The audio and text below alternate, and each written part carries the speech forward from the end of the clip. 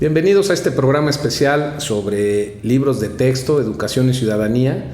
El día de hoy nos sentimos muy honrados de contar con la presencia de dos invitados de altísimo nivel. Me voy a permitir y voy a hacer una excepción a la regla que tenemos en el programa, que siempre le damos la cortesía a las mujeres o a las damas, pero en esta ocasión voy a hacer primero la presentación de nuestro invitado. Es el maestro Olac Fuentes Molinar. Voy a compartir con el auditorio parte de su currícula, que es tan extensa, tan amplia, y no quiero ser omiso, pero es difícil extractar todo lo que tiene como bagaje a lo largo de su trayectoria profesional. Bienvenido, maestro Olac. No, al contrario, muchas gracias. Gracias, maestro. Con una clara y abierta simpatía por la izquierda, vinculado en su juventud al Partido Comunista, se define a sí mismo como un firme promotor del socialismo democrático. Es licenciado en Filosofía, egresado de la Universidad Autónoma de su natal Chihuahua. Ha sido docente y fundador en diversas instituciones educativas y universidades de todo el país, naturalmente en Chihuahua, en la UNAM, en la UAM, en el Instituto Politécnico Nacional, en la Ciudad de México, pero también en Sinaloa, Querétaro, Yucatán, Jalisco, Tabasco, Tamaulipas, Aguascalientes, Puebla, Sonora, etcétera, etcétera, etcétera. Investigador del Centro de Investigación y de Estudios Avanzados del Instituto Politécnico Nacional, periodista, reportero y editorialista en diversos medios, entre otros el 1+1, La Jornada, del cual es socio y fundador, la revista Nexos, coordinador del Centro Nacional de Educación Superior, de la Asociación Nacional de Universidades e Instituciones de Educación Superior, rector de la Universidad Pedagógica Nacional, subsecretario de Educación Básica Federal durante 8 años. Es un referente en la lucha por la educación laica y el fortalecimiento de las escuelas normales, y su contribución ha sido enorme cuando se piensa en libros de texto gratuitos. Finalmente, y solo como un dato complementario, habla inglés, que dicho por él, lo aprendió con fuerza bruta, con un libro y un diccionario, también francés e italiano. Y nuestra invitada de hoy, mi queridísima amiga que me vio nacer, literalmente me vio nacer, Rosario Quirasco Piña, originaria de Jalapa, licenciada en Derecho, egresada de la Universidad Veracruzana, tiene diplomados y maestría en Arte e Historia, es durante 32 años maestra de bachillerato, secretaria de Trabajos y Conflictos del CETSE y coordinadora para Veracruz y la 5ª circunscripción de Movimiento Ciudadano. Bienvenida, Charito, qué gusto tenerte en el estudio. Igualmente, y es un honor compartir con el maestro. Claro, de verdad, sí, un honor.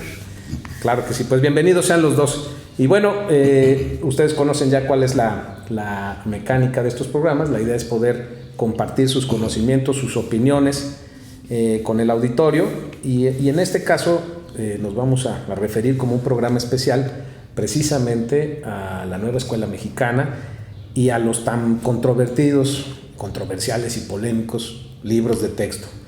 De entrada, los nuevos libros de texto, en los hechos, son documentos que contravienen el texto constitucional vigente. Y tú eres abogada de formación, Charito, sabes lo que ello significa. Estamos pasando por una etapa en el país en donde desde la máxima tribuna se ha dicho que no se venga con este cuento de que la ley es la ley, y finalmente lo que está en el texto constitucional que nos rige ahora está siendo violentado. El artículo 3º constitucional, que debiera ser, dentro de la tradición constitucionalista que tenemos nosotros, un texto corto, se volvió algo extensísimo, reglamentarista, y aún así se está contraviniendo prácticamente todo lo que ahí se señala sobre los libros de texto, y sobre la educación en particular, educación científica, educación con innovación, con tecnología, con evaluación a los docentes, universalidad, etcétera, etcétera.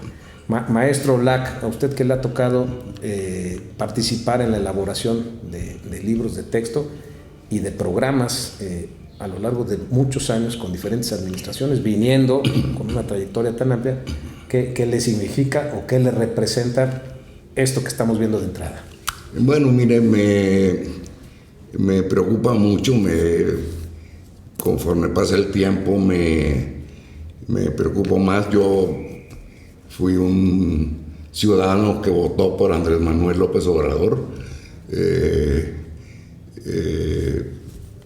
No organizadamente pero fui su votante, y conforme ha pasado el tiempo he tenido más elementos para ser crítico, para preocuparme de manera creciente por las medidas concretas, muchas de ellas, por el estilo, por un rasgo autoritario que, según mi opinión, se ha ido acentuando conforme pasa el tiempo. Y en los últimos días, bueno, pues esta sorpresa con un apresuramiento que solo lo puede explicar pues la cercanía del final del sexenio, iniciativas muy importantes, a mi juicio improvisadas, dirigidas por personalidades que no tienen un conocimiento medianamente firme, profundo, vivido de lo que es la escuela, y sobre todo en sus niveles básicos, aunque una de esas dos personas sea secretaria de Educación hoy en día. Entonces, en este momento yo diría que mi sentimiento fundamental es el de alarma, de alerta contra principios como el racionalismo del sistema,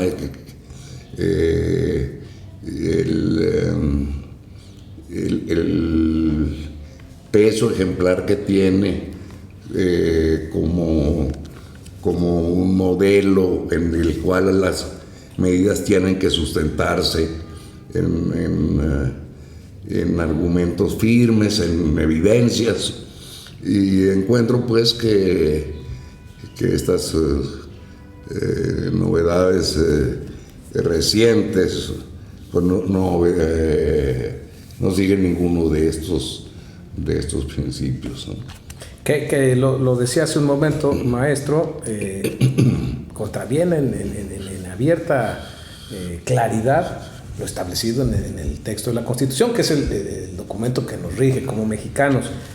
Mire, si le sirve un poco de consuelo, y lo digo con absoluto respeto, pero hay muchas personas que han compartido lo que usted señala. Otro gigante de la educación, el maestro Gilberto Guevara Niebla, firmó apenas un desplegado junto con otras 249 personas su desencanto particularmente por este tema. Y Charito, precisamente lo que está señalando el maestro, pues insisto en este tema de la contravención a la Constitución, porque es importantísimo señalarlo. Mira, la máxima aspiración de nosotros cuando somos ciudadanos es vivir en el Estado de Derecho. Sí. Y el Estado de Derecho es que nosotros hagamos todo lo que la ley no nos prohíbe y los gobiernos solo hagan aquello que la ley les permite.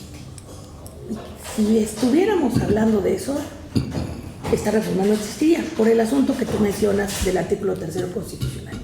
Pero más allá de la ilegalidad, estamos hablando de algo trascendente para la vida de los mexicanos y en un momento coyuntural. Varias razones. La primera, el maestro Lack mencionaba claramente que esto fue a las carreras. Nos faltan 8 meses y hay que sacar al proyecto de la nueva escuela mexicana. ¿Qué es la nueva escuela mexicana, Charo? Ahí está el problema. Yo me leí cuando menos 4 documentos oficiales y todavía no termino de saber qué. Porque hablan medio a tontas y locas de diferentes asuntos que no tienen que ver unos con otros. Sí. Y eso es importantísimo. ¿Por qué? Porque lo primero, el maestro sabe esto mucho más que yo, pero lo voy a decir. Para saber cómo se hace una reforma educativa completa como es esta, porque además el propio texto dice que va a ser de 23 años. No sé dónde sacaron la cifra ni para qué. Lo primero que tendría que haberse hecho es un diagnóstico. ¿Qué hacemos? ¿Qué no hacemos? ¿Y qué queremos? O sea, ¿hacia dónde queremos que llegue un joven educado? No se hizo. En medio de eso, a esta administración le cayó una pandemia que sacó a los niños de las escuelas durante 2 años. Y eso quiere decir que no sabemos, porque tampoco se diagnosticó, cuántos de esos niños estudiaron como fuera, con el celular, con una pantalla, con una computadora. En el mejor de los casos, los que tenían acceso a ese tipo de aparatos, ¿no? ¿Cuántos desertaron? Sí. ¿Cuántos simplemente no fueron a la escuela y pasaron de tercero de primaria a quinto y los inscribieron? Y de esos que desertaron, ¿cuántos ya no regresaron? Y muchos ya que no se regresaron. incorporaron. Esto es, no tenemos un diagnóstico de eso y no tenemos ninguna medida para resolver ese agujero de 2 años. Y en medio de eso se crea este proyecto, que nos dice cosas que a mí me parecen tan graves, y estoy usando el texto integral de ellos, en el que habla de los principios de la nueva escuela mexicana, y uno de estos es: la honestidad como comportamiento fundamental para el cumplimiento de la responsabilidad social, que permite que la sociedad se desarrolle con base en la confianza y el sustento de la verdad en todas las acciones para permitir una sana relación entre ciudadanos. Reunir honestidad y verdad es gravísimo, pero además con esto está sustentando un sistema educativo, y estoy hablando de uno de estos principios que son 2, 4, 6, 8, pero todos más o menos iguales, o sea, vagos, inciertos.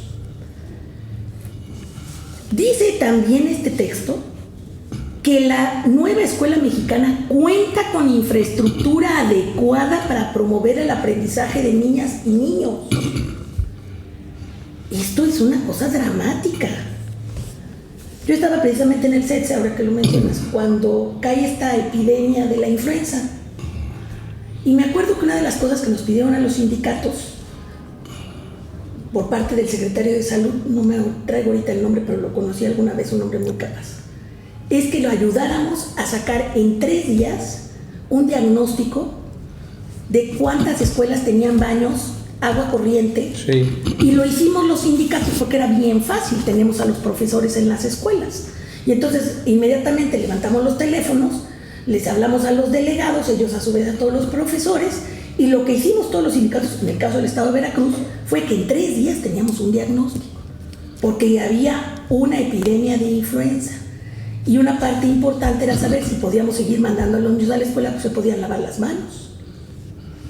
Bueno, aquí no hicimos nada de eso, y ya estamos infiriendo, según el texto, que hay una infraestructura adecuada para el aprendizaje. Y con infraestructura adecuada, sí, por supuesto, estamos hablando de salones, techo, bancas, pizarrones, pero también estamos hablando de un profesor capacitado. Claro. De un programa permanente de capacitación, de una posibilidad siquiera superficial de preparar al profesor. Me di a la tarea el fin de semana de leer el libro de Telebachillerato de Ética y Valores. Yo di esa materia 32 años. Yo la di primero cuando estaba el programa de 3 años, entonces primero estudiaban filosofía, historia de la filosofía 1 año y después ética. El libro no tiene tono ni son. Es una serie de chispas, desde citas hasta ocurrencias de literatura, llena de ejemplos, no de ejemplos, perdón, de ejercicios, pero de ejercicios de qué. O sea, ¿qué aprendimos, qué hicimos y cómo lo ejercitamos? También para este programa tuyo, ahora que no sabía yo todavía que soy maestro, me busqué un texto de un Rodrigo Kian Quiroga. Él es neurocientífico, es argentino y trabaja en la Universidad de Cambridge. Es uno de los grandes neurocientíficos. Y lo busqué porque hace algún tiempo había yo visto un podcast de él en el que él hablaba de que la escuela tradicionalmente evalúa porque alguien le pregunta, y todo esto de la neurociencia, ¿cómo sirve para ir a la escuela? Y él decía que tradicionalmente la escuela evalúa memoria inmediata, donde tu cerebro desecha lo que aprendes. Y mañana te obligan a memorizar otra vez. El maestro tiene unas cosas maravillosas sobre ese tema, en relación sobre todo con la prueba PISA. A ver si ahorita lo explico. A ver si tocamos el tema también de evaluación. Él dice que entonces el problema es que nuestro cerebro no funciona así. Nuestro cerebro contextualiza. Y entonces, para que tú realmente aprendas algo, lo que haces es usar información de distintos medios y de distintas formas y la conviertes en un aprendizaje que hoy te sirve para esto, pero mañana te sirve para otra cosa. Yo, por ejemplo, les contaba a mis alumnos del concepto de zapato cuando les hablaba yo de Platón. Y les decía yo que no necesitamos haber visto todos los zapatos para que cada vez que entramos a un almacén sepamos que son zapatos. Sí, yo quiero regresarme un poco, si me permiten, Charo, maestro, a algo que ya tocaba de entrada, ¿no? ¿Quiénes desarrollaron los libros de texto? En estos libros no solo se encuentran fallas garrafales, ya no hay materias o asignaturas que se daban, no matemáticas, no lenguaje nacional, no ciencia, sectarismo, lucha de clases, no universalidad, adoctrinamiento ideológico, discriminación y odio enmascarados, dominantes y dominados. Es precisamente lo que, en sentido contrario, insisto, y perdón que insista tanto en el tema de la Constitución, pero es de donde estamos partiendo, señala exactamente al revés. Entonces hay errores conceptuales, ortográficos, cronológicos, históricos, opacidad prácticamente absoluta, independientemente de las fallas que ya se señalaron. Hay, además, dicho sea de paso, una restricción para que no se conozca cómo se hicieron esos trabajos, a qué maestros convocaron, cómo los convocaron y quiénes son esos maestros, ¿no? Hay esa opacidad total que, por ejemplo, en su experiencia, y ahora voy a compartir parte de ello, no se hacía así, maestro.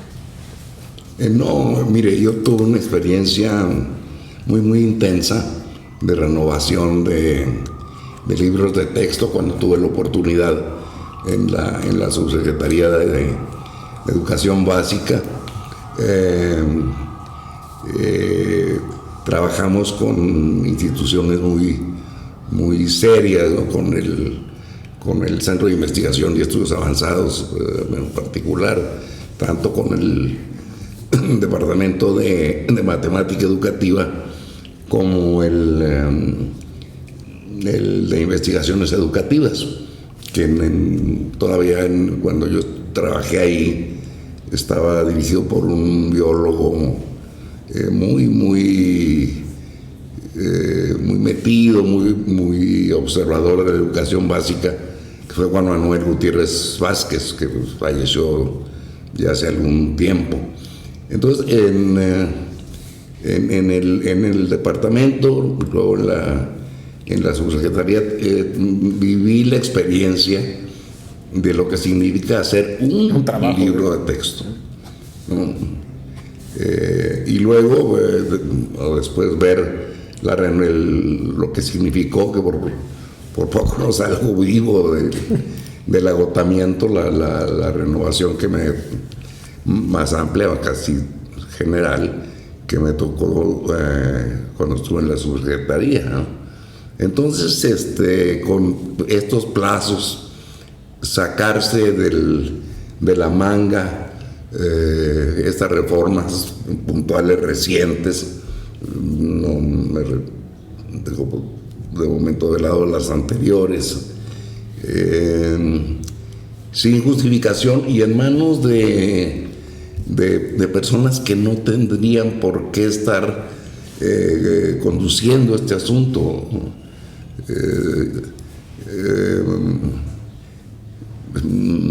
Max Arriaga, por ejemplo, que pues, no sé cuál es su autoridad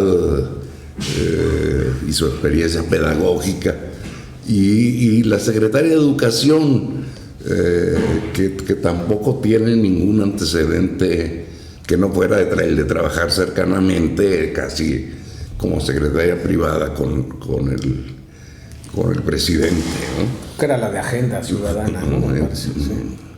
Entonces, pues sí, me encuentro con una amenaza que, y lo digo como metáfora, me pone los pelos de punta, ¿no? Los muchos o los pocos. Así es. Creo que estamos viviendo un momento muy complicado. Las condiciones para efectivamente hacer un cambio real ya no existen, queda muy poco tiempo. El último año presidencial ya casi es de encargado del despacho para entregarlo al que sigue, ¿no? Entonces, para mí lo prudente sería consolidemos lo que ya se hizo, lo básico, y dejemos las iniciativas a la responsabilidad del que venga o la que venga, y no le movamos más al asunto. Sí, aquí estamos ante un escenario en donde no estuvieron convocados los especialistas de las distintas áreas, no fue algo público como debiera ser, fue precipitado y el resultado pues está a la vista, y aun cuando hay quienes desde el oficialismo defienden y sostienen que tienen la calidad y cumplen con los propósitos, pues quienes han estado verdaderamente en el trabajo educativo por tantísimos años se dan cuenta y dan cuenta a la población en general pues de que esto es un riesgo que verdaderamente sí es para poner los pelos de punta, no es poca cosa lo que está en juego, y eso es lo que convoca y lo que a muchos nos pone en una posición crítica y de malestar.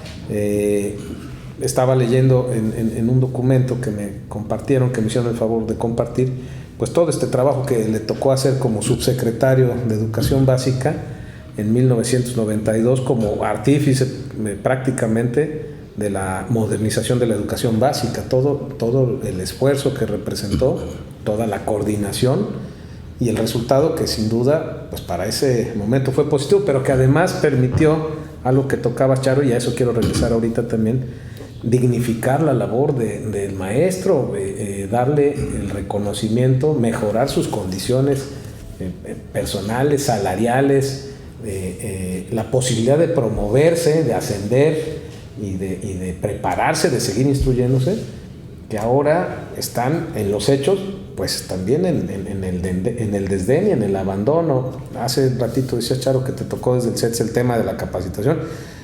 Ahora no hay capacitación, los maestros no supieron nada, no saben nada. Yo hablé con algunos amigos, no saben. Yo tengo muchos amigos todavía en servicio, están a 8 días de empezar y no saben nada, no les han entregado un programa, no les han entregado nada, no tienen nada.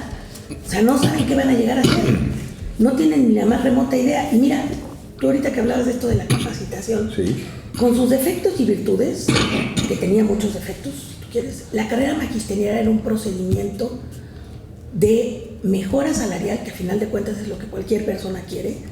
O sea, no se trata de ser apóstoles de la educación, sino profesionales de la educación. Sí, correcto. No hay que dar la vida.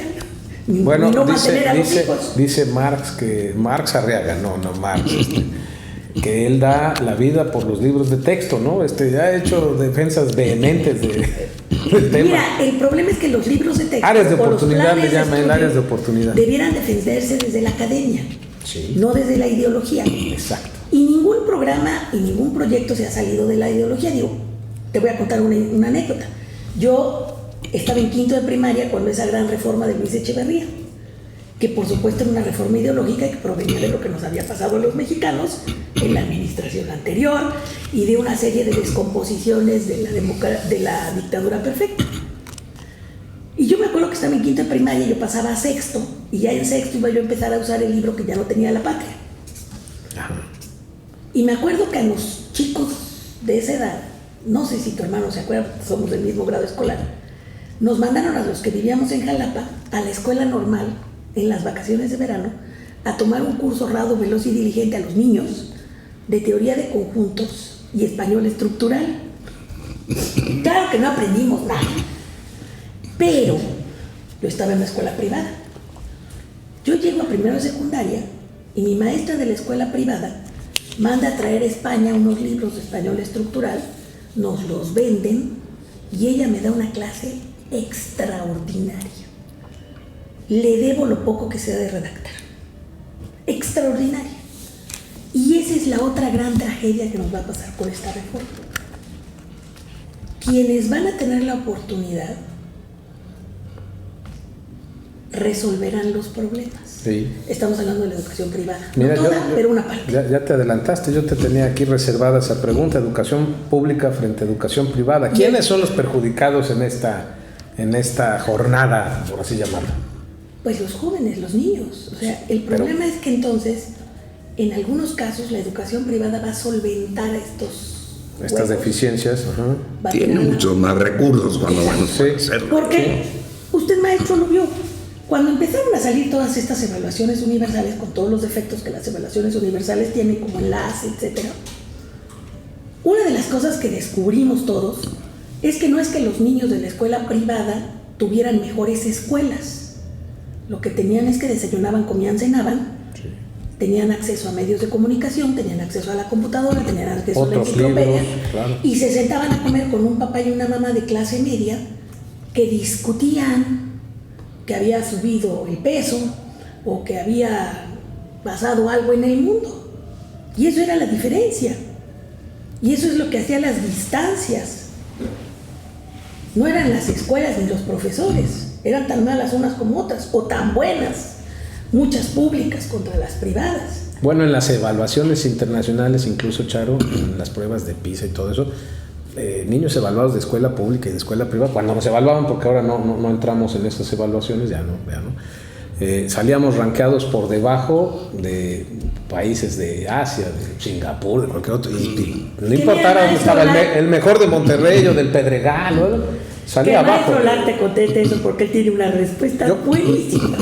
Sí, y quería preguntarle, maestro, ¿por qué ese desdén a la enseñanza desde la ciencia o de la ciencia? ¿Por qué en este sexenio hay ese desdén por el conocimiento, por la ciencia?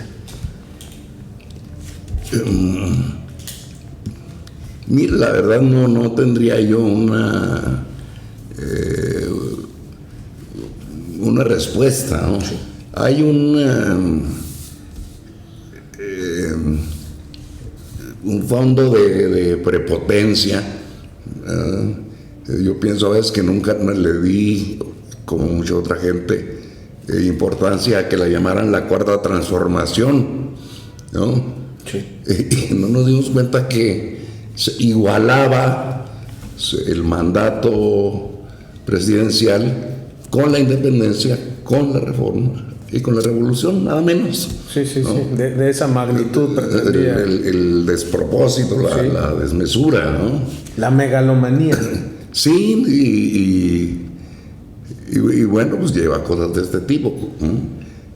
¿Cómo no? Sí se puede. Me llamó la atención en el texto, y si me permiten lo quiero parafrasear, entre comillas, porque fue una entrevista que le hicieron, maestro, de algún pasaje de su trayectoria. Dice: el ser antitecnócrata, usted, no quiere decir que la racionalidad no debe existir.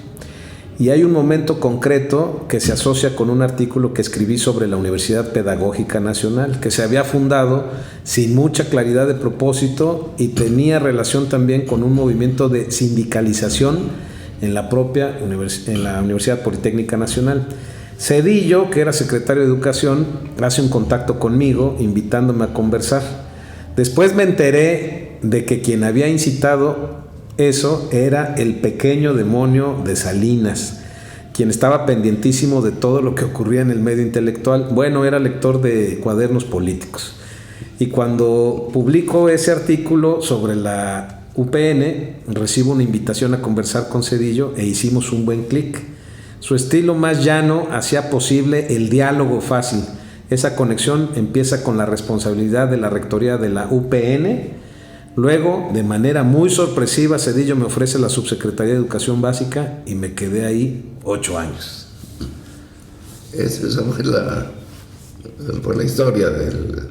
Lo refiero por 2 cosas, maestro, porque dije cuando inicié que usted venía de una corriente de pensamiento de izquierda, crítica al sistema. Leí en ese texto incluso antipriista en alguna ocasión, cómo lo invitó Pablo Latapí, entre otros, a trabajar en los equipos de educación nacional, y cómo llegó a ese entendimiento y cómo desde esa posición, con la gente calificada, con la gente más preparada, con la apertura y con el discurso y con el concurso de todos ellos, pues lograron lo que hicieron en ese año en particular, o en ese periodo en particular. Sí. Pero con reconocimiento a la ciencia, al futuro, a la globalización, a la universalidad. Ahora vamos para atrás como los cangrejos. Sí, así es. Yo creo que se requiere de un mínimo de atención al cómo marcha el proceso internacional, cómo vamos respecto a él para eliminar este criterio tan un poco ambicioso de que, bueno, pues el país está así, no puede aspirar a compararse con el estado de la ciencia, pues ya no digamos en los puntos de mayor desarrollo, sino de países de mediana estructura científica, con mediana cultura científica, con sistemas educativos mucho más antiguos, ¿no? Sí. Pero el problema es entre otros, que lleva a una autodevaluación del sistema cuando uno se trata con respeto, ¿no? Yo me imagino los maestros que lleguen en unos días. 8 días, 10 días. La semana que Sí.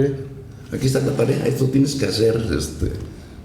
Ya no quiero entrar en el contenido de los libros de texto, porque ya lo hemos escuchado todos estos días y sería ocioso estar reproduciendo lo que ya es del dominio público.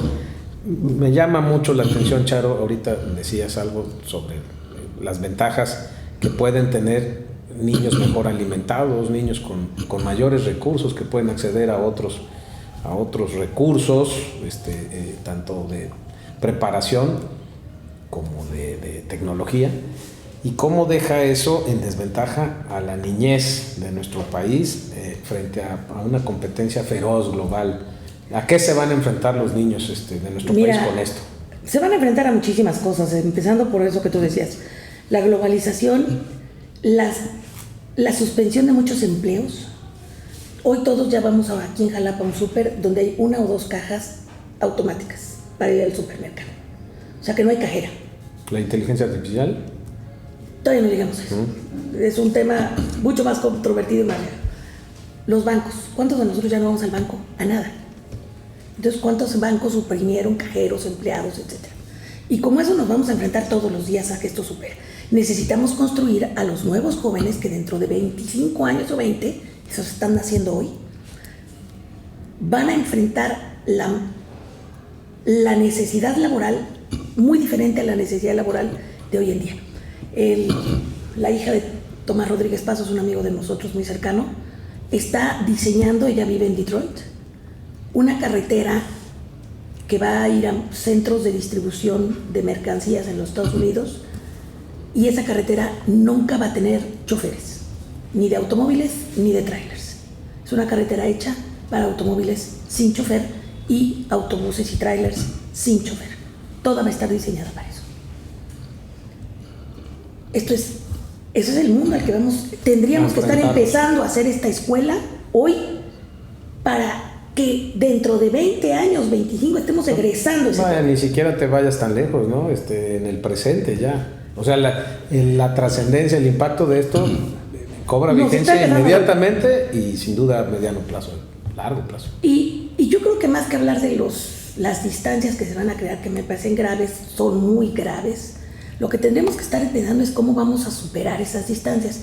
Yo soy una defensora a capa y espada de la escuela de tiempo completo y de una inversión de verdad en la escuela de tiempo completo.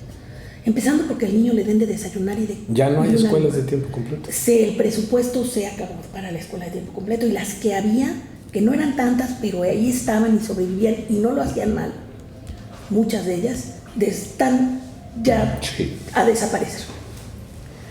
Porque lo primero es que le van a dar 2 comidas al día. Lo segundo es que no se trata de prolongar al mismo profesor, sino se trata de empezar a darles distintas áreas, distintas etapas, educación física, música. En este estado, por ejemplo, no hay una escuela donde no haya músicos. Yo hace unos 30 años, el maestro Guillermo Zúñiga me pidió que acompañara a un grupo de 40 japoneses que venían a México a mirar escuelas. Lo primero que nos preguntamos todos en la Secretaría de Educación era: ¿a qué vienen los japoneses? ¿Qué van a aprender de nuestra escuela? Bueno, venía lo que entonces de una provincia de Japón era el subsecretario de Educación Básica y venían profesores de todos niveles. El par. Y lo primero que ellos nos decían en las primeras reuniones, y la razón por la que a mí me mandaron a acompañarlos porque yo hablaba inglés y ellos traían un traductor japonés-español y yo me iba a quedar con otro grupo de maestros porque ellos todos hablaban inglés. Sí. Ellos venían porque tenían un gravísimo, estoy hablando de hace unos 30 años por ahí, tenían un gravísimo problema de suicidio infantil. Y entonces venían a Latinoamérica, fueron a muchos países de Latinoamérica a ver por qué nosotros, a pesar de pobres y todo esto, estábamos contentos. Bueno, sí. En una de las muchas reuniones que teníamos de evaluación fuimos desde a tecnológicos hasta guarderías, todo por todo el estado.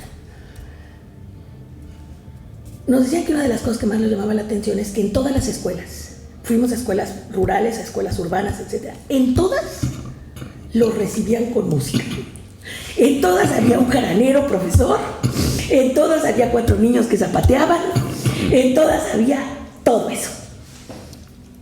Si nosotros tenemos esas capacidades, ¿cómo no hacemos una escuela de tiempo completo donde le decíamos teatro, música, educación física? Algo integral. Algo integral. Tengamos, por ejemplo, alguien que ayude a la tarea, ayude al que no puede con el quebrado o con las tablas de multiplicar, etcétera, etcétera. Vamos a lo básico, incluso la alimentación que se da. Y la escuela de tiempo completo lo haría. A mí me toca,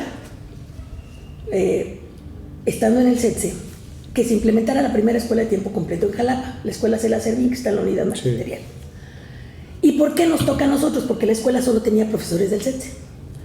Lo primero que empezamos a hacer es, a todos los que tenían una segunda plaza, que eso es común en las ciudades, sacarlos de la escuela vespertina y hacerles la doble plaza de este lado.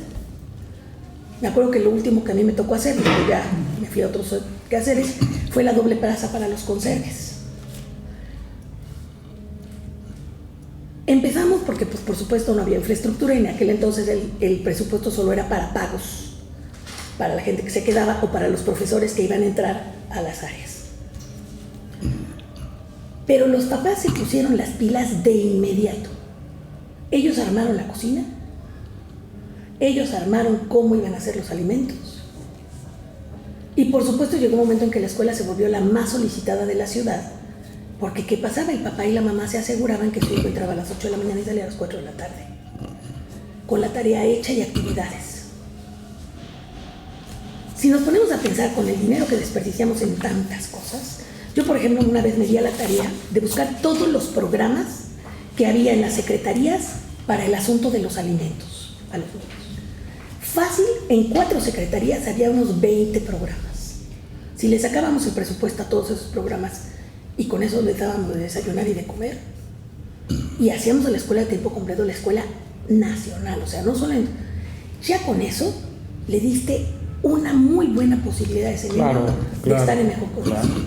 Claro. Si además al maestro de educación física, a todos los que salen egresados de las escuelitas de artes, de las escuelitas de... ¿Cuántas tenemos? Solo en Jalapa tenemos como 15. Aprovechar la riqueza. Y en muchos otros lugares rurales. Sí. O sea, en todos los lugares hay alguien que sabe algo interesante que enseñar a un niño. desde contar un cuento. Yo me acuerdo, yo fui un año en la Normal Veracruzana, no tuve esa vocación, después me fui para otros lados. Nos va comiendo el tiempo y hay dos temas o tres que todavía quiero tratar. Contar cuentos. Sí. Es una delicia. Los cuentacuentos. Leer en voz alta. La escuela de tiempo completo, personalmente creo que sería la solución. Y no empezar a pensar solamente en ideología. Sobre todo porque ya lo teníamos, Charo. No había necesidad de sacarlo. Y lo que decía el maestro Olag, se va, y lo decías tú también, se va a temas más que de educación e información, de sesgo ideológico. Textos ideales para finales del pasado siglo XIX, textos absurdos para pasado mañana, maestro. Así es, así. Porque, no se plantean tareas siglo XX menudas, ¿no? Sí. Y otro tema ahí, maestro. Aquí hay, creo que una coincidencia. Ahorita mencionabas a los papás, lo que hacían los papás, cómo se pusieron las pilas. Yo creo que todos los padres, ricos, pobres, beneficiados de programas, clase media, preparados, iletrados, trabajadores, todos los padres quieren que sus hijos les vaya bien. Habría una paradoja, una incongruencia. Es pregunta también, maestro, ¿dónde estudian los hijos, los nietos y los familiares de estos funcionarios? Y yo no los esperaría encontrar en la escuela pública, barrio, ¿no? Claro. Sí, hay esa incongruencia, ¿no? Sí. La verdad es que el tema se presta a todo este señalamiento generalizado, a todo este malestar, precisamente porque van en sentido contrario de lo que postulan y de lo que dicen que pretenden con ello, ¿no? Entonces, ¿a dónde mandan a eso? Más bien parece un tema netamente ideológico que no busca de ninguna manera lograr el objetivo de la educación.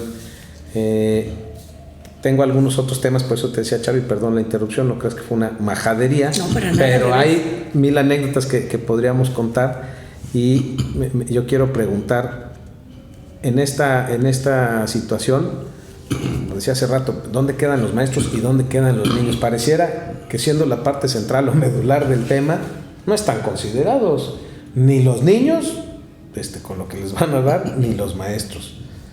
No, esto de encargar que en la primera semana les encargo que se pongan al corriente a los maestros, y luego tomen las medidas para involucrar a los niños en los nuevos roles y estas historias, suponiendo que eso sea viable. Suponiendo que pase. Suponiendo que pase.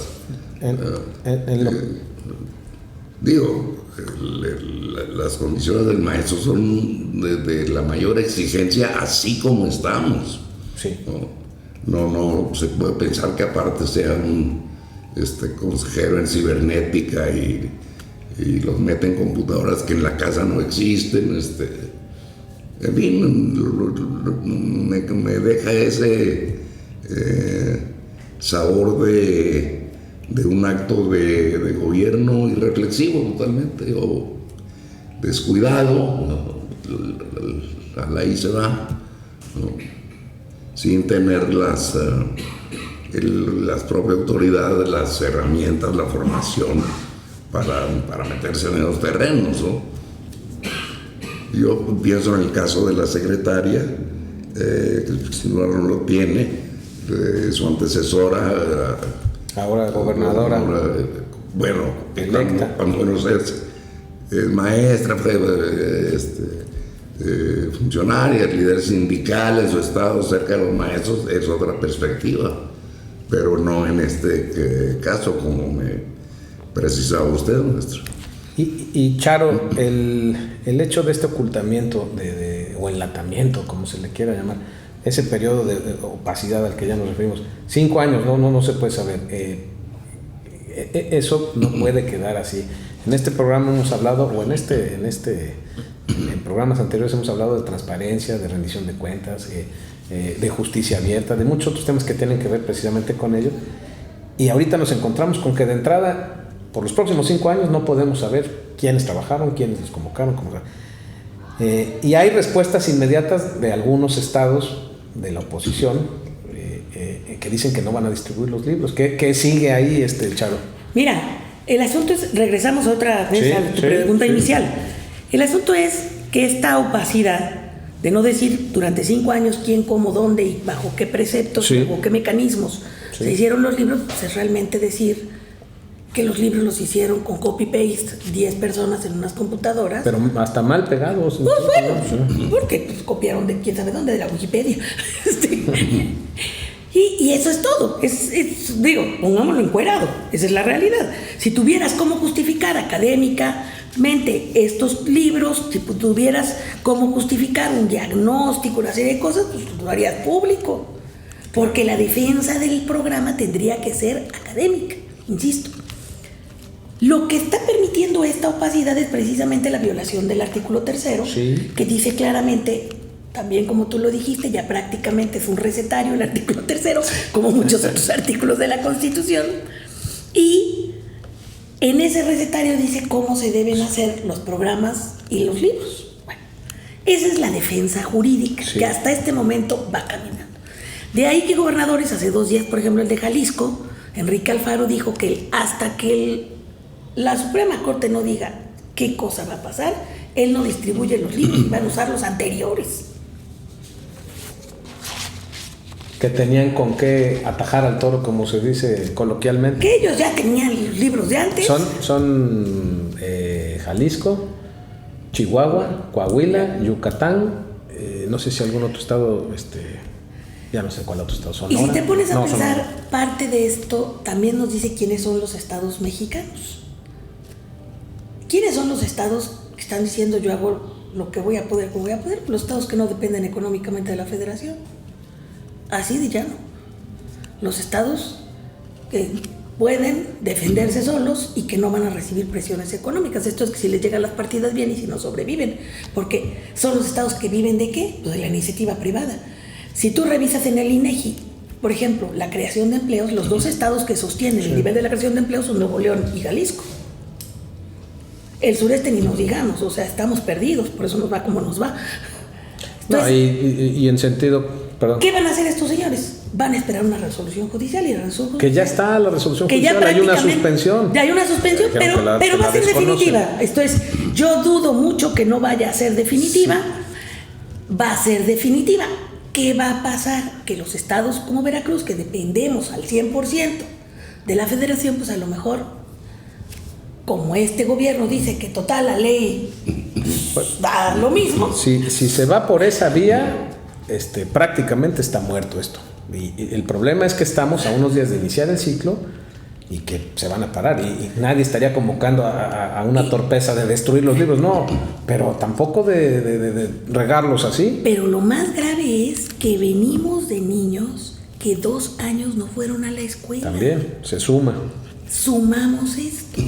Entonces, cuando nos demos cuenta en un pestañazo, ya sea que este gobierno gane la próxima elección o la pierda, en 8 o 10 años, cuando estemos egresando jóvenes de secundaria y preparatoria, con unas deficiencias insalvables, o sea, lo grave es que van a ser insalvables, no van a tener remedio.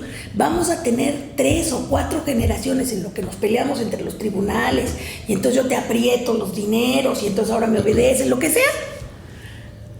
Vamos a tener generaciones insalvadas, perdidas. Generaciones que además van a enfrentarse con retos laborales mucho más complicados, mucho más demandantes que los de hoy. Claro, pues ese es el escenario que tenemos en el corto plazo, en el mediano plazo y en el largo plazo. A manera de conclusión, maestro, y por obvias razones de tiempo, pues ya se prolongó y podríamos seguir mucho rato más, pero a manera de conclusión, maestro. Pues mira, una esperanza ingenua, reflexionen, ¿verdad? El presidente de la República, su círculo inmediato. No hay tiempo de ello. Yo no quiero menospreciar de verdad el comentario, una esperanza ingenua. No van a variar lo que ya hicieron. No, por eso le digo, como niño, escribiéndole a los reyes, Sí. una poca de prudencia. La escuela está cargadísima rebotan sobre ella no solo las exigencias extremas de todo el mundo, sino la pobreza de muchos alumnos, la mala preparación. Salimos de una etapa que fue muy crítica y que dejó huellas. Entonces, ¿qué caso Sobre todo tiene? porque hay una condena generalizada y casi unánime de rechazo a esta imposición. Pero cuando se toca lo que uno más quiere es cuando se agitan otras avispas, y a lo mejor ahí viene un rebote en donde creo que va a cobrar mucha mayor relevancia y trascendencia la respuesta que tengamos como ciudadanos.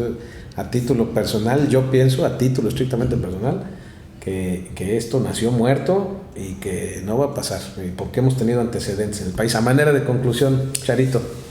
Pues yo creo, como el maestro Lack, que hay que tener la esperanza de que si no es este gobierno, sea el que venga, quien sea que llegue, y diga, mejor vamos a reflexionar sobre el tema.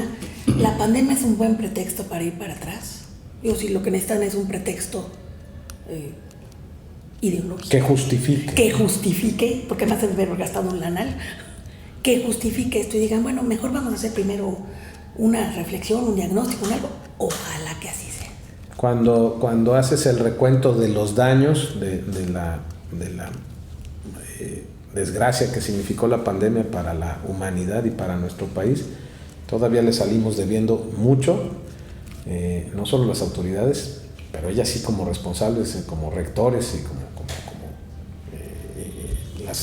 las áreas encargadas de la conducción en todas las materias, ¿no? Tenemos problemas en economía, tenemos problemas en salud, tenemos problemas en empleo, y ahora que le sumemos lo más grave, que es la educación de los niños, yo insisto, a título personal, creo que esto no va a prosperar.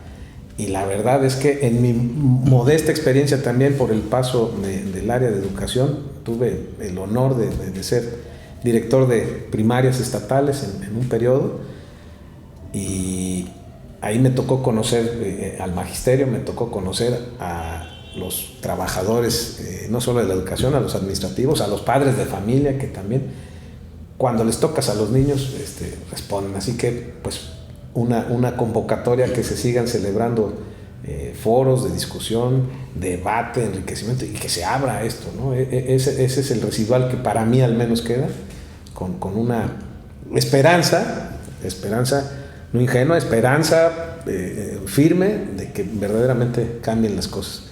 Pues yo les agradezco muchísimo a los dos invitados. Fue muy cortito el tiempo para lo que teníamos. Nos quedamos con un tema que queríamos engarzar ahí, que era el de ciudadanía y Estado de Derecho. Así que me comprometo a que le demos continuidad en un próximo programa, Charito, y ya nos vamos directo al tema y dejamos esto como base, como cimiento.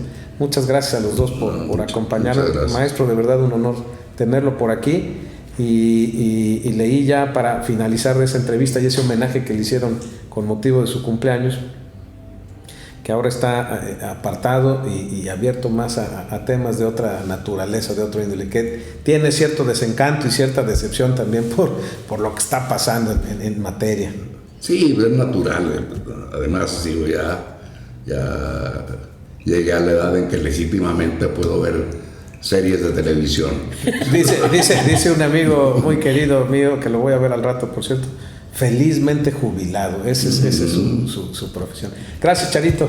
No, gracias a ti. De verdad, qué bueno verte después de tantos años. Igualmente. Y tenerte aquí en el estudio. Te tendremos próximamente, al maestro también lo invitaremos, pero nos vamos a ir a un tema que me comprometí con Charo de tratar, que es ciudadanía y Estado de Derecho. Y así lo haremos en un próximo programa. Muchísimas gracias a ambos. No, gracias a ti. Y muchas gracias a usted. Maestro. Muchas gracias a usted por su amable atención. Nos vemos en un próximo programa, el próximo martes, en Controversias, el tema de justicia abierta, que estará muy interesante también. Gracias y buenas noches. Muchas gracias.